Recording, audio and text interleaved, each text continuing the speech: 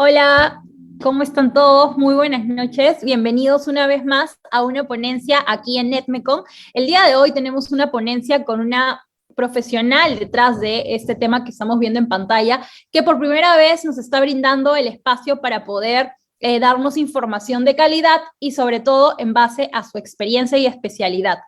Quiero empezar mencionando que el tema de hoy, si bien por ahí algunos no pueden conocer el término, no se preocupen porque ya tan solo identificando la especialidad de la doctora del día de hoy, pueden entender un poco de qué más o menos vamos a abarcar y así ustedes pueden ir alistando sus preguntas para al finalizar la ponencia tener un espacio de 10 a 15 minutos en el que podemos interactuar directamente con la doctora para hacerle la consulta en base a este tema y si por ahí también tienen alguna duda sobre el área de gastroenterología, también podrían hacerlo sin ningún problema. Recordemos que mientras la doctora está dando su ponencia, por favor no interrumpamos, no activemos audio, no activemos cámara, para así mantener un espacio seguro y sobre todo para que todos podamos mantener la atención en lo que la doctora nos va a mencionar el día de hoy.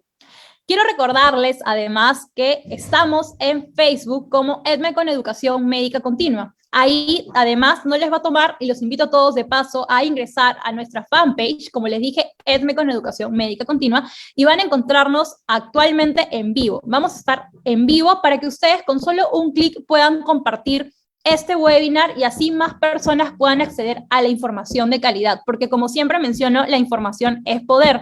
Y qué mejor si nosotros tenemos el poder de poder difundirla, ya que hay algunas personas que optan por encontrar información médica en diferentes plataformas digitales que por ahí no son tan fidedignas.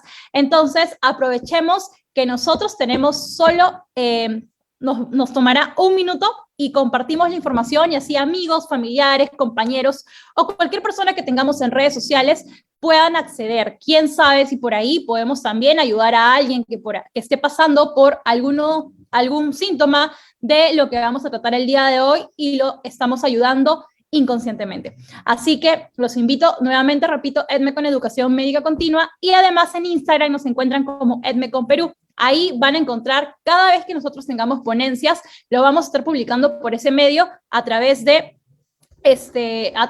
los flyers que nosotros publicamos cuando tenemos este tipo de ponencias con médicos especialistas.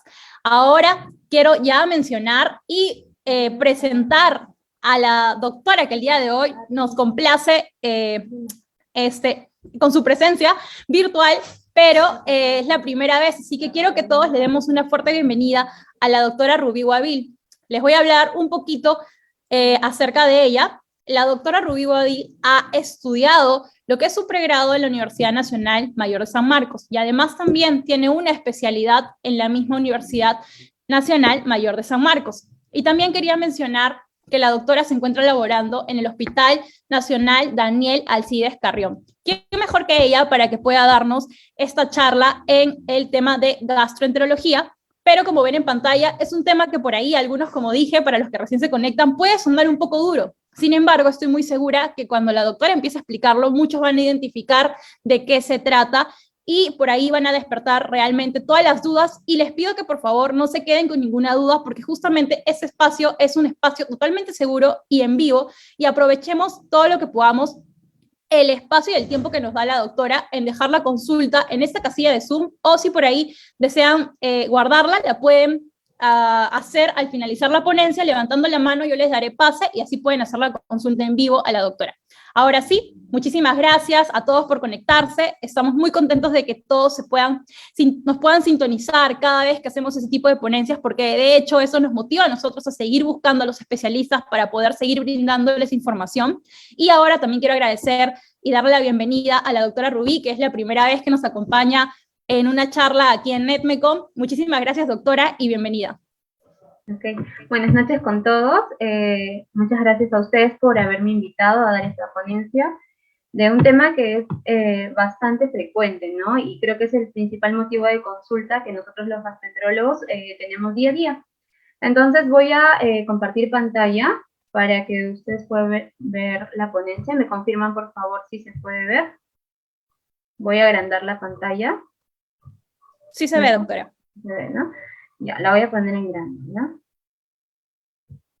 A ver.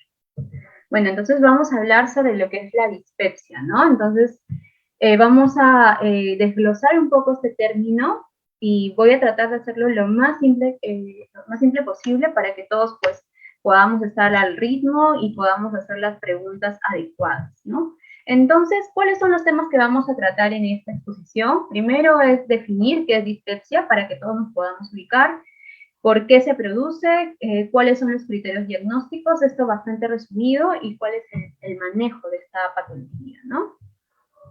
A ver, primero definamos qué es dispepsia. Sabemos, este término pues viene acuñado desde hace muchísimo tiempo, más o menos desde el siglo, incluso el siglo XVIII, ¿no? En el cual se desglosa el término dis, que es mala, y peptos, ambos son términos griegos, que quiere decir una mala digestión, o lo que nosotros denominamos indigestión, ¿no? Definido quizás más técnicamente, como vemos en la imagen de la derecha, ¿no? Es un dolor, un disconfort o un malestar que nosotros a veces le decimos como una molestia, un ardor doctor en la boca del estómago, el cual se puede presentar de manera episódica, ya sea una vez cada semana, ¿no? Puede ser recurrente, se presenta 2, 3 veces a la semana, o puede ser un dolor persistente, ¿no? Y a veces cuando ya está en estos términos es cuando ya el paciente pues viene a consulta, ¿no? Y que usualmente está presente por más de 4 semanas, ¿no? De 4 semanas a más, y que no solamente obviamente es el dolor en la boca del estómago, lo que normalmente denominamos, sino que este también se acompaña de otros síntomas, ¿no? Por ejemplo, náuseas, vómitos, flatulencias, eructos, que es bastante frecuente que nos mencionen en consulta, la llenura precoz, el bloating, que es como que una sensación de gas a nivel de toda la barriguita o la pared abdominal, ¿no? Y la distensión, que es nada más la manifestación ya objetiva del bloating, ¿no? Que nosotros lo vemos, o sea, vemos un paciente y vemos que realmente hay un aumento del perímetro abdominal, y ese básicamente se debe a gas. Entonces, tenemos que tener en cuenta que es un problema muy frecuente, como había mencionado, es la primera causa de consulta de nosotros, los gastroenterólogos, y más o menos se presenta en un 30% de la población. No, si hablamos de Perú, igual está oscilando entre un 30-40% de la población. Es más frecuente en población femenina, en pacientes consumidores de AINES. AINES quiero decir ibuprofeno, diclofenaco, todos esos medicamentos que pues utilizamos muchas veces de manera indiscriminada, porque muchos de ellos son de venta libre, los compramos en la farmacia. A eso me refiero, en pacientes que son consumidores de alcohol y también en los fumadores. Sabemos que esta enfermedad, por algo es que los pacientes consultan, ¿no? Porque tiene un impacto significativo en la calidad de vida, ¿no? Lo cual va a llevar a que el paciente, pues muchas veces consulte en múltiples oportunidades, lo cual también va a llevar a un costo, pues un alto costo de estas consultas, de los procedimientos que nosotros tengamos que hacerle al paciente, por lo cual es importante identificar este cuadro para poder darle el tratamiento adecuado, ¿no? Entonces, hay que diferenciar dos clases de dispepsia, que ya sabemos que es la mala digestión, que van a dividirse en dos grupos, ¿no? Que es la dispepsia orgánica y la dispepsia funcional. La mayor parte de esta proporción, como vemos, está en base a la dispepsia funcional. ¿Y qué quiere decir esta? Es aquella en la cual muchas veces nosotros les hacemos un procedimiento, ya sea endoscópico, les hacemos un test del aliento, y a veces pues no encontramos nada, ¿no? Y muchos pacientes me dicen, doctora, pero la verdad es que me han hecho varios exámenes y no encontramos nada. Y es verdad, ¿no? O sea, nosotros les hacemos exámenes y no encontramos un punto específico o la causa específica, ¿no? Entonces tenemos que saber que ya hay muchos conceptos en la actualidad por los cuales se sabe que a veces no necesariamente hay algo, como dice el nombre superior, ¿no? Orgánico, para que nosotros digamos que efectivamente es una dispepsia, ¿no? Y como vemos, solo el 30% de los casos es una dispepsia orgánica, es decir, que nosotros le hacemos una endoscopía, encontramos una úlcera, es un cáncer gástrico u otras causas, entonces, en ese caso solo, como vemos, solo es un 30% de los casos. Solamente de esta gráfico quisiera que se lleven, o de este grupo de palabras, quisiera que se lleven que la dispepsia no solamente es por las causas más frecuentes que a veces nosotros vemos, ¿no? Como úlceras, cáncer, etcétera, ¿no? Sino que tiene mucho que ver con cambios a nivel de la microbiota intestinal. ¿Qué quiere decir microbiota intestinal? Quiere decir cambios a nivel, nosotros a nivel intestinal, a nivel del colon, del intestino delgado, del intestino grueso, nosotros tenemos algunas bacterias que nos ayudan, no son perjudiciales, ¿no? Nos ayudan a que nosotros podamos hacer una buena digestión, absorción de los alimentos que consumimos, ¿no? Incluso de los fármacos, ¿no? Entonces, hay cambios a nivel, ya sea por el consumo indiscriminado de antibióticos u otras causas, que hacen que esta flora normal, pues, se modifique. Entonces, a eso me refiero cuando hablo cambios en la microbiota intestinal y también cambios a nivel del procesamiento cerebral, que a veces, muchas veces está alterado. ¿Y esto qué quiere decir? Muchas veces hay una relación muy íntima entre, ya se sabe, ya está en la actualidad, entre el cerebro, el estómago y los intestinos, ¿no? Hay una conexión por la cual también se sabe que a veces personas que están condicionadas a mucho estrés, pues sufren de estos problemas, ¿no? Antes se decía que pues no tenía nada que ver, pero ahora se sabe que sí, ¿no? El estrés también contribuye a la presencia de este cuadro de dispepsia. Y también muchas veces es difícil identificar porque muchas veces hay superposición de cuadros, como por ejemplo la dispepsia, y no sé si habrán escuchado el término de colitis o el colon perezoso o el síndrome de intestino irritable. Muchas veces hay sobreposición de estos cuadros, por lo cual yo les pido, y les voy a decir más adelante, que cuando tengan o identifiquen este trastorno de dispepsia, pues sean ordenados, ¿no? Se pueden anotar en un cuaderno qué apareció primero, qué apareció después. Eso nos va a permitir a nosotros los médicos, pues ayudarlos un poquito mejor, ¿no? Y también si nosotros quisiéramos diferenciar, y les digo ahora que ustedes hagan como un checklist en su cabecita y digan cuáles más o menos son los síntomas que más manifiestan dentro de estos dos espectros que estoy poniendo, ¿no? Hay varias definiciones y la dispepsia también se ha dividido, así como lo hemos visto en orgánica y funcional, también se ha dividido en la enfermedad, bueno, no enfermedad, sino un síndrome de angustia postprandial. ¿A qué quiere decir eso? Muchas veces me dicen, no, doctora, yo la verdad es que cuando como me lleno súper rápido, ¿no? Como y ya estoy completamente llena, llena, ¿no? Y me produce mucho gas, mucho malestar, incluso cuando he comido porciones muy pequeñas, ¿no? Y saciedad precoz, ¿no? Entonces, esto es lo que nosotros llamamos angustia postprandial o distrés postprandial, ¿no? Y el otro cuadro que también es muy característico es la epigastralgia, ¿no? Ese es el ardor en la boca del estómago que a veces nos refieren a los pacientes que, por ejemplo, si no comen a sus horas su comidita, pues tienen estos síntomas, ¿no? Y ambas tienen un periodo, un tiempo por los cuales nosotros podemos establecer el diagnóstico. ¿Cuáles son las causas más frecuentes de dispepsia? Como había mencionado, el 70% de las causas son funcionales, es decir, no vamos a encontrar específicamente un cuadro orgánico por el cual nosotros podamos explicar, ¿no?, esta dispepsia. Y también está en el grupo de las dispepsias orgánicas, que como había mencionado, es entre el 40 y el 30%, ¿no? Por ejemplo, las úlceras pépticas, la superposición con el reflujo gastroesofágico, con el síndrome de intestino irritable. Hay medicamentos, como había mencionado, este grupo de antiinflamatorios. A veces el consumo de hierro sacarato es bastante frecuente, que nosotros, el hierro, a veces lo utilizan muchos pacientes para tratar anemias, y me dicen, doctora, la verdad es que estoy con muchos síntomas, y sí, obviamente nosotros sabemos que estos fármacos producen estos síntomas. El consumo de algunos fármacos como antibióticos, como por ejemplo la eritromicina, la claritromicina, ¿no? Es por ello que siempre nosotros les pedimos, ya seamos gastroenterólogos o no, que, o sea, sean bien cautelosos con el consumo de los medicamentos, ¿no? No vayan simplemente a la farmacia y pidan un medicamento, ¿no? Siempre deberíamos apoyarnos en base a una justificación que un médico pues haya puesto, ¿no?, en una receta.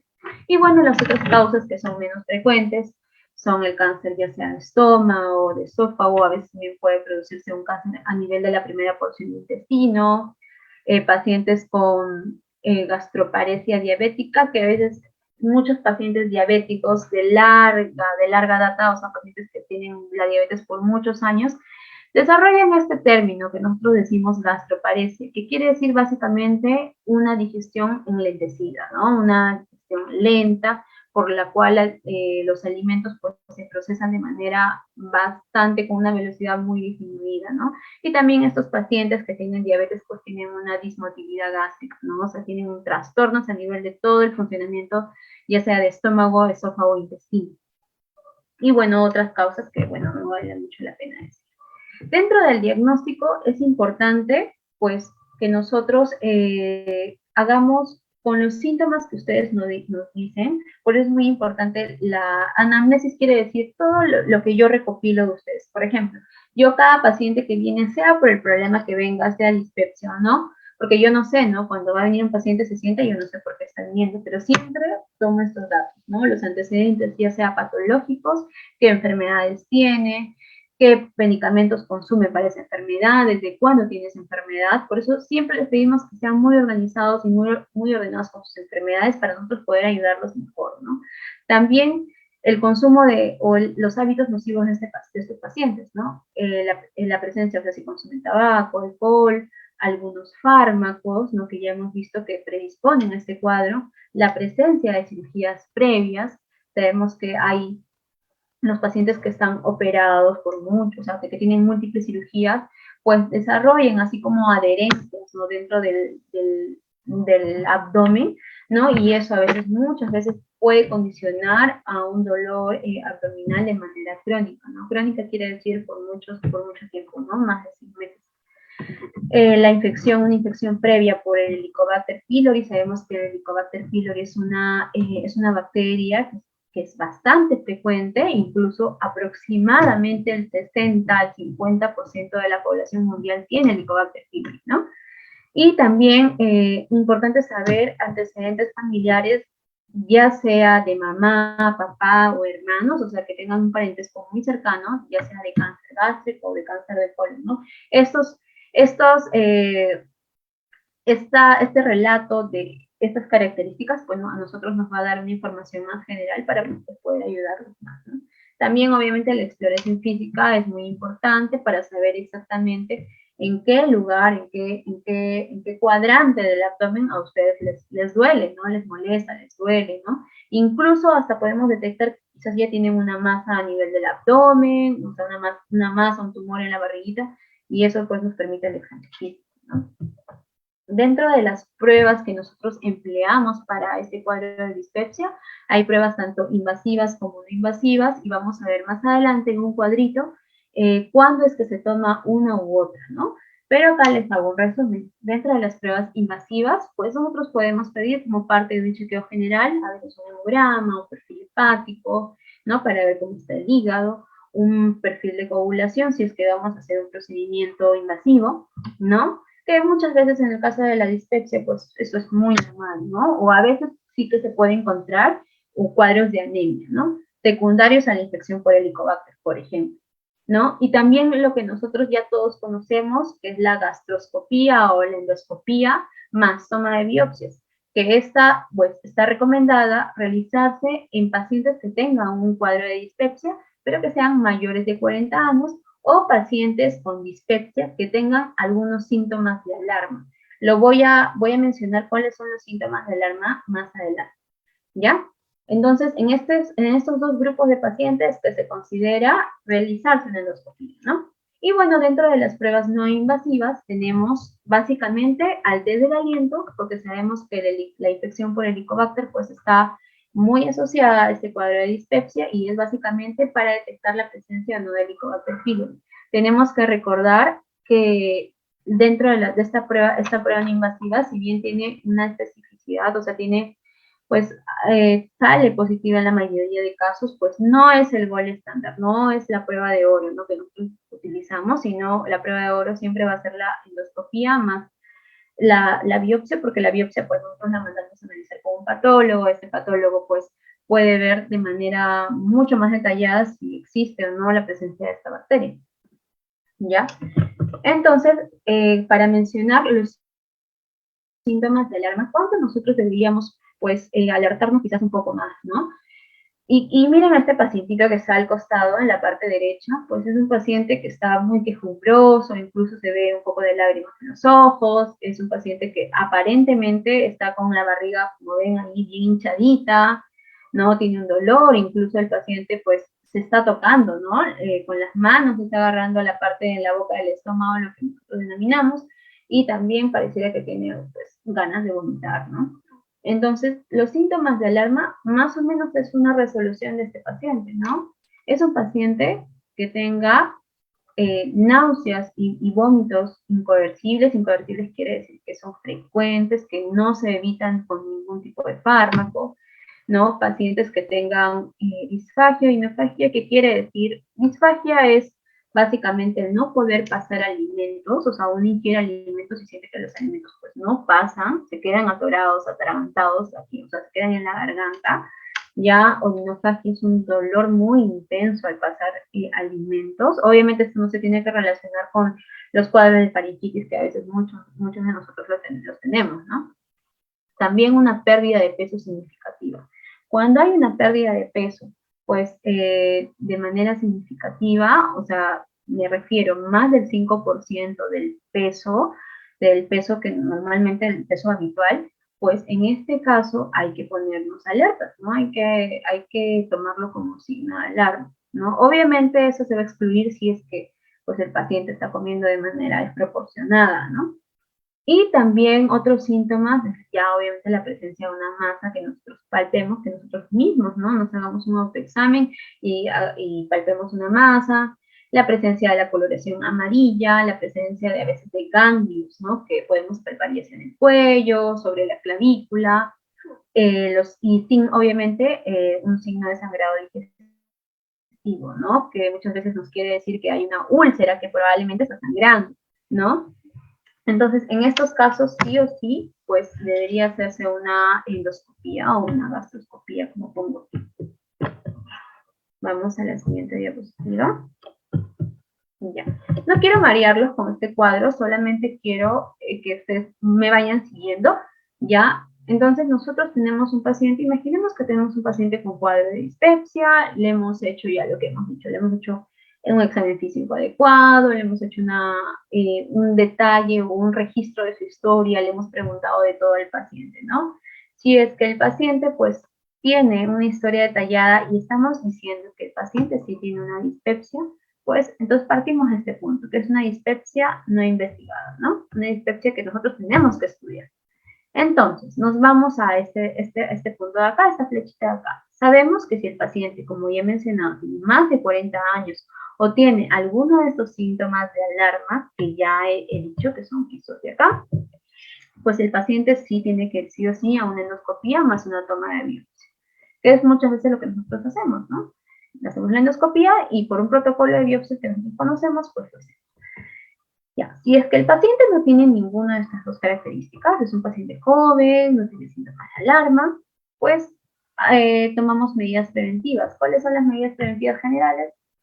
Medidas de tratamiento generales, pues la dieta es muy importante, vamos a ver que el ejercicio también, y evaluamos, ¿no? El paciente tiene, o la población donde nosotros nos encontramos tiene mucha prevalencia de Helicobacter pylori, que es esta bacteria que ya les había comentado. Prevalencia quiere decir que es muy frecuente, ¿no? Es muy frecuente, su población tiene mucha frecuencia de Helicobacter pylori.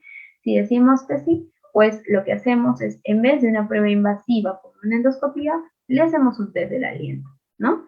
Un test de aliento para ver si efectivamente, como tiene una alta proporción de Helicobacter, pues hacemos un test del aliento para ver si es que tiene o no tiene esta bacteria. Si es que el test sale positivo, ¿qué es lo que hacemos? Damos terapia para matar la bacteria. Y posteriormente, que eso a veces no hacen los pacientes porque a veces nosotros les decimos, tienen que regresar después del tratamiento para hacerse otro examen para ver si efectivamente la bacteria muerta, ¿no? Entonces, siempre después de una terapia de erradicación, o sea, para matar a la bacteria, pues nosotros tenemos que hacernos pruebas adicionales, una prueba más para ver si hemos erradicado a la bacteria, ¿no? Entonces, vemos, ¿no? Si hay erradicación, pues ya ahí hubo una resolución clínica, pues ya se acabó, por así decirlo, la enfermedad, ¿no?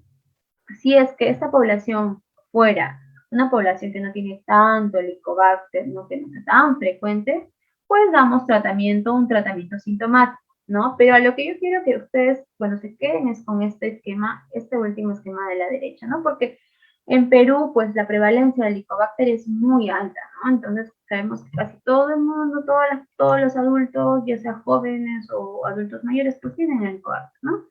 Entonces, con eso quiero que se queden de este gráfico. Dentro del tratamiento, ¿cuáles son las medidas? Las medidas generales que les había dicho, evitar el alcohol, el consumo de tabaco, es decir, evitar los hábitos nocivos, disminuir de peso, el peso es sumamente importante. También nosotros siempre les decimos a nuestros pacientes, ¿no? Comer despacio, hay que masticar bien, ¿no? Se dice que nosotros deberíamos masticar cada alimento, más o menos deberíamos hacer entre unas 40 a 50 masticadas, ¿no? Por alimento, ¿no? Y también les pedimos que, bueno, yo a todos mis pacientes lo que hago es que les doy un régimen más o menos dietético o al menos un orden, ¿no? Les digo que tiene que haber ingesta frecuente de comida, frecuente, más no abundante, ¿no? Así como dice aquí, ¿no? Ingestas frecuentes y no copiosas, o sea, no abundante.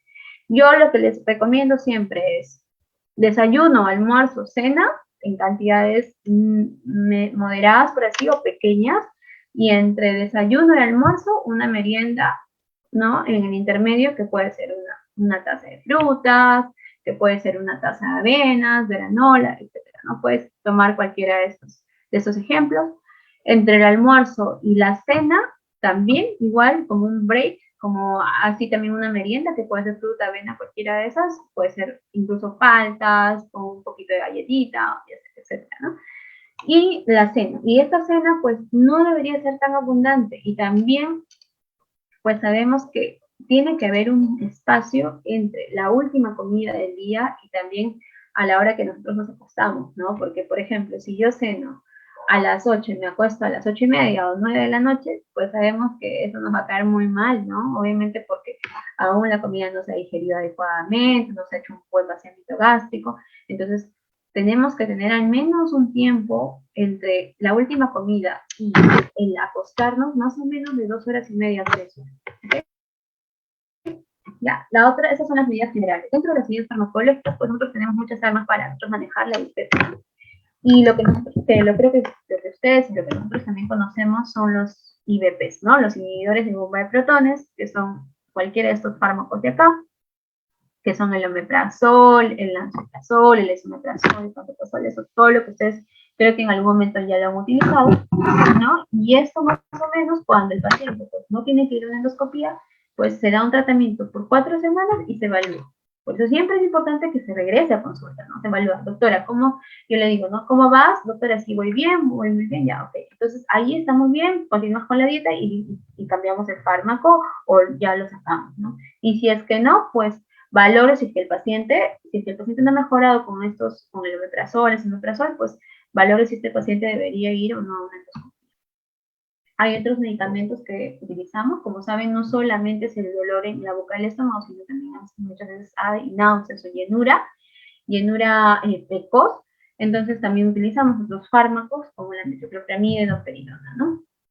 Algo muy importante que me parece que tengo que recalcar es esta dieta, que yo siempre se las recomiendo a mis pacientes, y este es el gráfico, acompañado de otro que siempre se los doy a mis pacientes, pues es sumamente importante, ¿no? Porque ya esta dieta, bueno, se ha hecho sumamente conocida, es una dieta bueno, mis pacientes al menos lo saben, ¿no? Y lo que yo recomiendo siempre es una dieta baja en FODMAP. Los FODMAP, como vemos ahí, son carbohidratos que se van a fermentar. ¿Qué quiere decir? Ustedes saben que cuando algo se fermenta, imagínense, por ejemplo, el vinagre que se fermenta, ¿no? O el vinagre de manzana, que no sé si algunas lo han consumido, pues genera gas, ¿verdad? Entonces, lo que yo recomiendo siempre es tener una dieta baja en estos carbohidratos, ¿no? O en estos azúcares que son fermentables, ¿no? Y esto ayuda enormemente a los pacientes para disminuir sus síntomas, sobre todo a estos pacientes que tienen una llenura precoz o que se llenan de gases, pues esta dieta pues ayuda muchísimo. ¿Y en qué consiste esta dieta? Pues es tener un consumo restringido, no eliminarlos completamente porque eso quizás era muy radical o muy difícil, pues tratar de evitar. ¿Y cuáles son estos alimentos? Solo les voy a poner algunos ejemplos, los más frecuentes, por así decirlo. Por ejemplo, algunas menestras como los frijoles, las lentejas, las bebidas gasificadas, las gaseosas, ¿no? O el agua mineral con gas, la manzana, los jugos de fruta. Yo siempre les digo a mis pacientes, no tomen jugo, el jugo no ayuda. La fruta entera, la fruta picada, eso ayuda. El jugo, los jugos, pues lo que hacen es acumular, ¿no? El azúcar en la sangre y eso pues no nos ayuda mucho. Algunas salsas, ¿no? La sandía, la leche, el arroz integral. Yo siempre les menciono, ¿no? No tomar, al menos durante este mes de tratamiento, no consumir leche ni derivados, porque la leche en realidad después de los 20, 25 años, a nosotros ya no nos ayuda en nada, la verdad, no nos ayuda, no nos favorece en nada, ¿no? Y lo que a veces, muchas veces estos pacientes con dispepsia, pues les empeora los síntomas, ¿no? Entonces, más o menos esto es el esquema que yo quería presentarles. Y ahora voy a proceder a, bueno, cerrar la presentación y quisiera que ustedes me digan cuáles son sus inquietudes y preguntas. Perfecto, doctora. Muchísimas gracias por la exposición. Bastante clara y dinámica. Creo que espero que todos los demás compartan esto. Hay una persona levantando la mano, es Pedro. Igual manera, invito a todos a poder dejar sus consultas en la casilla. Recordemos que la doctora Rubí es gastroenteróloga y el día de hoy habló de dispepsia, si estoy diciéndolo bien. Ajá. Y por favor, si por ahí desean, dejen sus preguntas, como dije, en la casilla de este chat. Yo los estaré leyendo para que la doctora pueda ayudarlos. O en todo caso, así como Pedro, levantemos la mano y le podemos hacer la consulta de forma directa a la gastroenteróloga. Pedro, ¿qué tal? Bienvenido, muchas gracias. Puedes hacerle tu consulta a la doctora Rubí.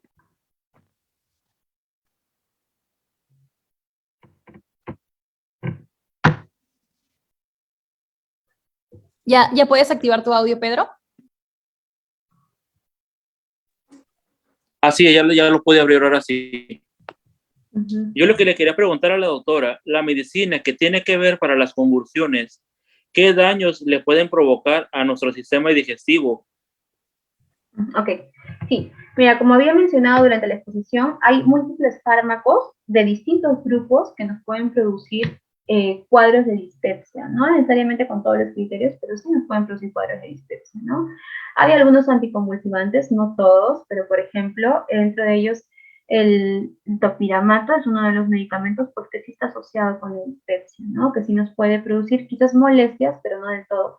En el caso que tú, por ejemplo, o algún familiar tú estén presentando este cuadro y tengan la necesidad de consumir ese fármaco, y a pesar, o sea, lo consumen, pero sí les está produciendo muchos síntomas que hasta puede estar afectando la calidad de vida, pues yo sí lo que siempre recomiendo a mis pacientes es que consulten con su médico neurólogo de cabecera y pues el neurólogo vea la manera de quizás de cambiar de medicamento, ¿no? Esa podría ser una de las opciones. Pero sí hay anticonvulsivantes que sí se han asociado, ¿no? Con la producción de dispepsia. Muchas gracias, doctora. Muchas gracias, Pedro, por la consulta.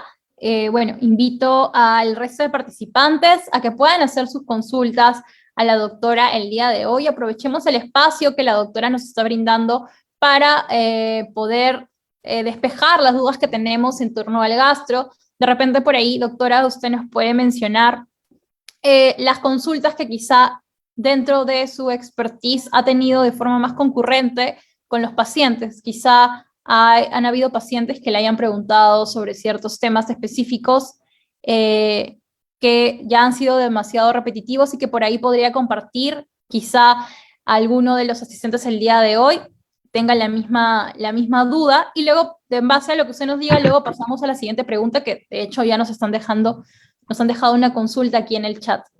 Ok.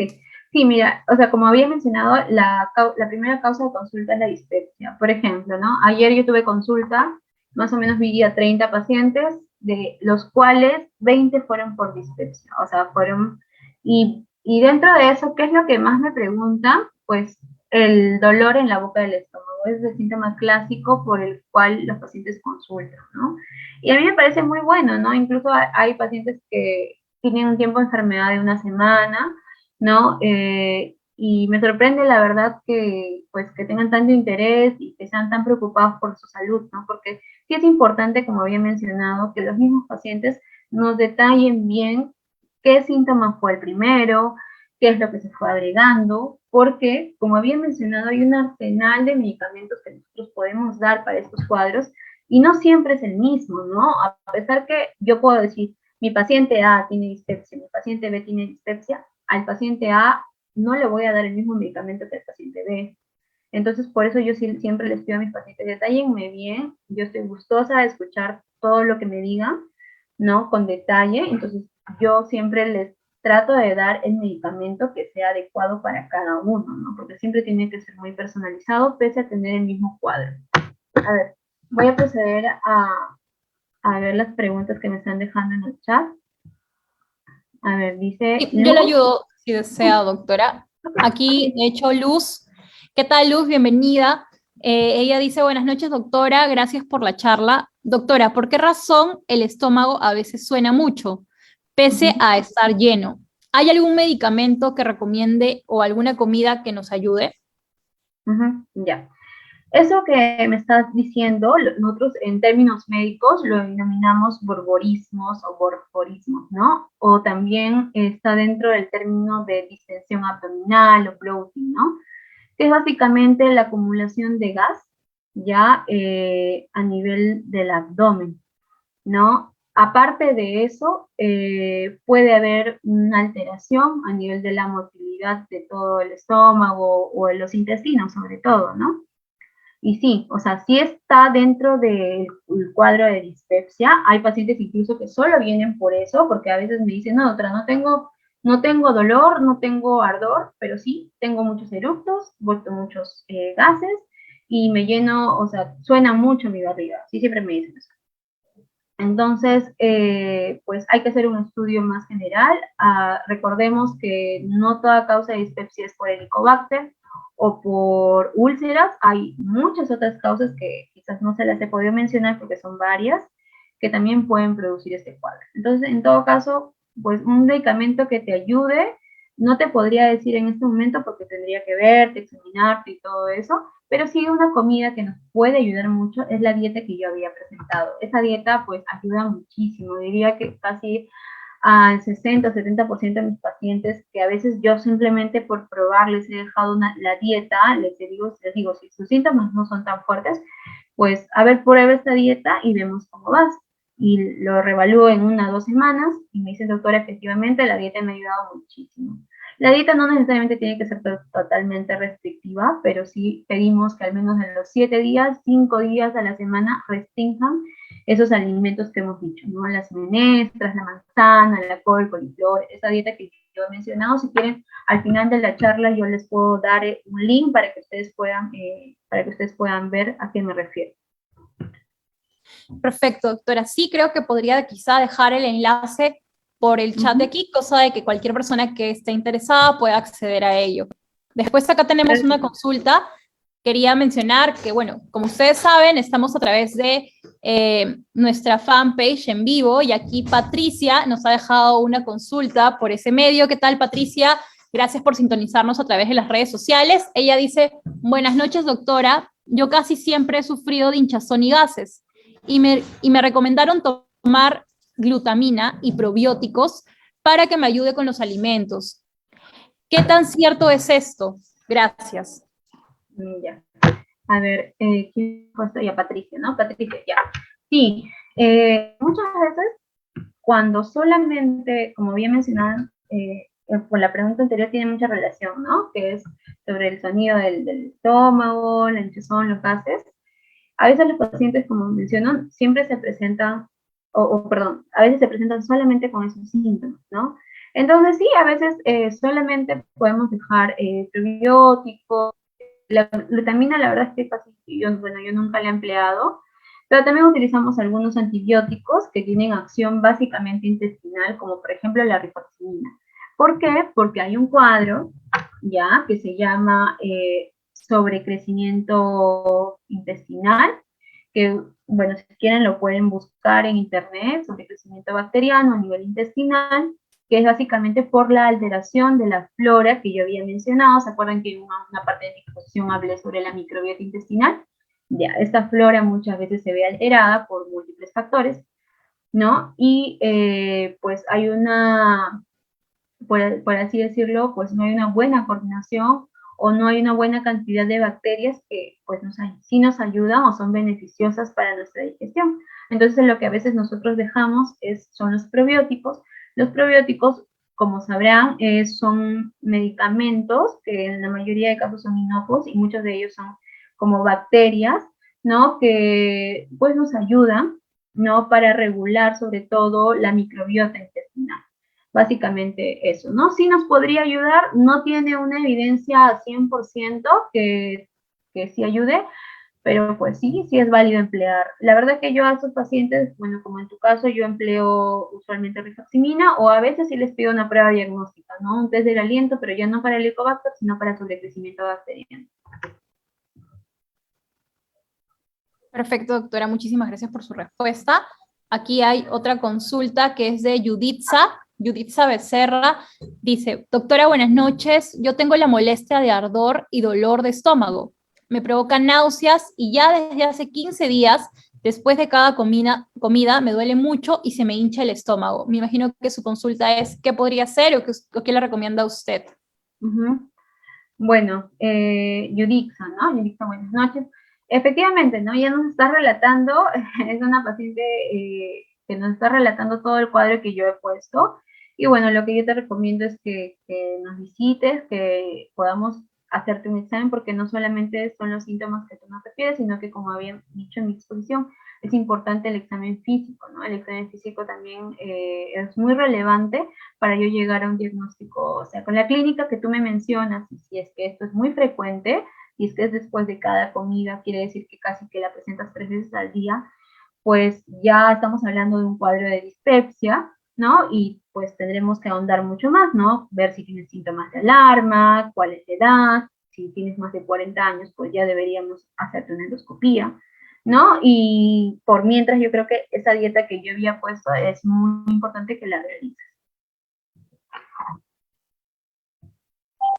Perfecto, doctora, muchísimas gracias. Estaremos dejando también por este chat el enlace, bueno, el número al que pueden comunicarse para poder conocer en qué horarios pueden encontrar a la doctora aquí en el MECOM para que pueda atenderse y puedan tener atender cualquier duda o consulta en base a la especialidad. Ahora voy a pasar a leer otra pregunta, es de José. José dice, mi consulta es la siguiente, doctora. Buenas noches. Soy paciente con dolor debido a radiculopatía S1.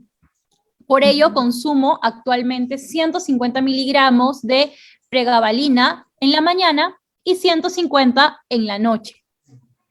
He tenido, lamentablemente, muchos problemas digestivos, diarreas constantes y también náuseas. Además, acidez y sensación de tener algo en la garganta después de comer. Se me tomaron análisis de sangre y no tengo infecciones, ni ningún problema a nivel de hígado. Me imagino que la consulta es, bueno, también menciona que uno de los síntomas que tiene es estreñimiento. Esta consulta nos la ha hecho un paciente por interno y lo que básicamente necesitaría sería una recomendación. ¿Qué es lo que puede estar sucediendo? Si desea, le puedo volver a repetir el caso para que... no sé si... Sí, porque, entiendo que lo que sí te quisiera preguntar es si después del consumo del medicamento empezó los síntomas o ya lo tenías antes, ¿no? Eso también sería importante que tú detalles, ¿no? Pero siempre es importante la cronología de los síntomas, ¿no? Si es que fuera así y estos síntomas pues te están incomodando muchísimo, sí sería bueno que pues el neurólogo te evalúe y vea si es que podría quizás disminuir la dosis o cambiar a otro medicamento. Y menciona que, disculpe que le interrumpa, doctora, menciona que esta situación es después de consumir por 2 semanas el medicamento. Entonces sí, está bastante asociado. Y otro punto también es lo que nos mencionas del estreñimiento. Como había mencionado, la dispepsia no solo se presenta sola, sino que muchas veces se acompaña o sea, se superpone a otros cuadros, ¿no? Como por ejemplo el síndrome de intestino irritable o la colitis. Y esta colitis pues tiene muchos espectros, ¿no? Como por ejemplo el estreñimiento o las diarreas o el dolor abdominal. Entonces, obviamente sí es importante que te haga una historia muy detallada, un examen físico para ver en qué cuadro estaría, si hay superposición, si hay sobreposición, y pues ver, ¿no? En ese caso, pues ver, darte el medicamento adecuado. Pero sí también, de todas maneras, yo te recomiendo que lo consultes con tu neurólogo y veas la manera en que cómo podría ayudar. Muchísimas gracias por la respuesta, doctora. Esperamos haberte ayudado, José.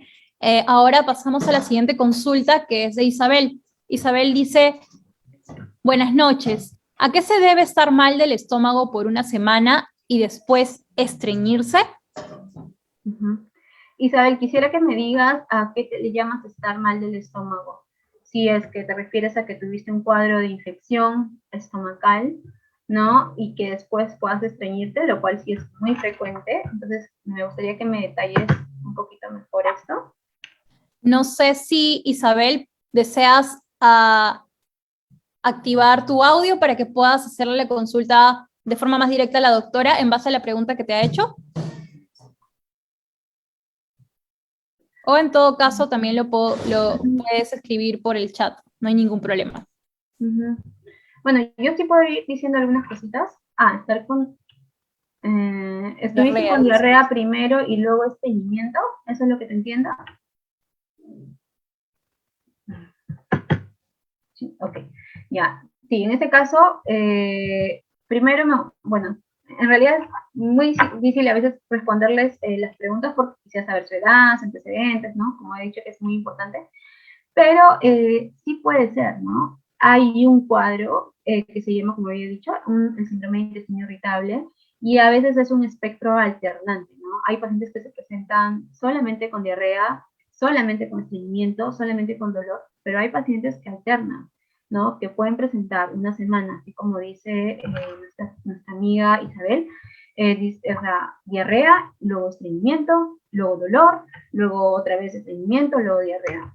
O sea, sí puede suceder y quizás estaríamos, en tu caso, hablando de un síndrome de intestino irritable, ¿no? Para eso, para nosotros llegar al diagnóstico de este cuadro, pues nosotros sí hacemos varios exámenes y después de haber descartado todas las patologías orgánicas posibles, recién podríamos decir que estaríamos ante este cuadro. Muchísimas gracias por la respuesta, Isabel, gracias por participar. Ahora hago un último llamado a todos los asistentes a que puedan dejar sus consultas aquí en el chat o en todo caso levantar la mano y activar su audio para poder hacerle las últimas consultas a la doctora Rubí el día de hoy.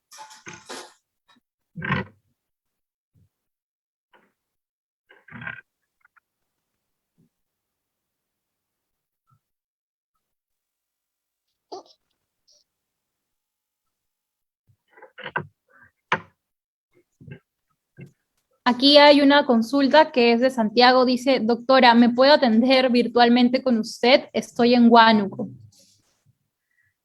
Yo creo que sí, ¿no? Estamos haciendo también teleconsulta, ¿sí? Sí, claro que sí, Santiago. De hecho, voy a volver a colocar el número al que te tienes que comunicar para poder agendar una teleconsulta con la doctora Rubí. Mencionas el nombre de la doctora Rubí y además el área, ¿no? Que igual lo tenemos, pero es gastroenteróloga Rubí Guavil, como lo ves en pantalla, y el número lo acabo de dejar aquí en el chat para que puedas comunicarte y encuentres la cita que mejor se adecue a tu horario, el horario de la doctora. Muchísimas gracias por la consulta. Bueno, no sé si alguien más desea hacer una consulta. Sí, aquí Isabel tiene una consulta que dice, hace más de 8 años me diagnosticaron gastritis e hígado graso. Estuve con medicamentos por 2 semanas. ¿La gastritis tiene cura? Ya. Ya, Isabel, mira, la gastritis primero es un diagnóstico que a veces nosotros lo empleamos o a veces en general las personas lo dicen, pero pues hay que saber que la ascitis es un diagnóstico histopatológico, ¿no? O sea, nosotros para hacer el diagnóstico es que tenemos que hacer una endoscopía, hacemos unas biopsias y recién con las biopsias, pues nosotros decimos efectivamente tiene gastritis, ¿no? Si te refieres quizás a la gastritis o a una infección por Helicobacter, a la presencia de úlceras o erosiones, pues en ese caso sí tiene cura, ¿no? Se da tratamiento, no sé qué tratamiento te hayan dado, probablemente haya sido tratamiento anti-Helicobacter porque es el tratamiento que dura 2 semanas, 14 días, ¿no? Y si es que fuera así ese caso, te dieron tratamiento, pues sí se cura, pero para eso pues hay que hacer un control y hay que ver efectivamente, como había puesto en mi esquema, si se erradicó o no la infección. Y también hay que saber que una vez que se erradica la infección, pues esa mucosa del estómago es como la piel del estómago, pues sí cicatriza, ¿no? Tiene un tiempo de cicatrización casi total en 3 meses, ¿no? En 3 meses más o menos ya se ve una cicatrización completa de la mucosa del estómago. Sí se puede recuperar. Perfecto, doctora. Muchísimas gracias por la respuesta. Ahora le doy pase a César Pereda, que está levantando la mano. ¿Qué tal, César? ¿Cómo estás? Bienvenido. Doctora, buenas noches. Mil Bueno. disculpas por un poquito tarde me he conectado. En realidad no escuché las primeras indicaciones que estaban dando, pero mire, mi consulta es precisamente que todas las mañanas, digo, a la hora que me levanto, ¿por qué mi barriga suena demasiado? Ya, muchas veces como... Sí, dígame. ¿Alguna otra consulta? No, solamente eso. Ya, ok. Sí, o sea, a veces los pacientes sí nos refieren eso, que se levantan y se levantan con dolor, ¿no? Entonces, cuando tenemos esos síntomas, ellos muchas veces se asocian a un ayuno prolongado, ¿no? Y como había dicho, no sé si se acuerdan, dentro de la dispepsia habían 2 aspectos, ¿no? Uno que era la saciedad precoz o cuando uno ingería alimentos y se llenaba muy rápido, se sentía muy hinchado, y el otro es el dolor epigástrico entre comidas, ¿no? O sea, el dolor a nivel de la boca del estómago entre comidas, y que muchas veces esto se puede acompañar, como nos menciona César, de una hinchazón o que suene mucho la barriga. En ese caso, sí, pues, o sea, sí estamos hablando de un cuadro probablemente de dispepsia, y depende de tu edad y dependiendo de tus signos de alarma, ¿no? Los signos de alarma, si quieres, te los vuelvo a mencionar, ¿no? Son pacientes que tienen una baja de peso muy, muy grande, pacientes que tienen náuseas y vómitos de manera irreversible, pacientes que ya tienen una masa a nivel de la barriguita, pacientes que, por ejemplo, quieren ingerir algún alimento y no pueden pasar el alimento, se queda atracado en la garganta. En todos esos casos y muchos otros, pues hay que hacer una endoscopía, ¿no? Posterior.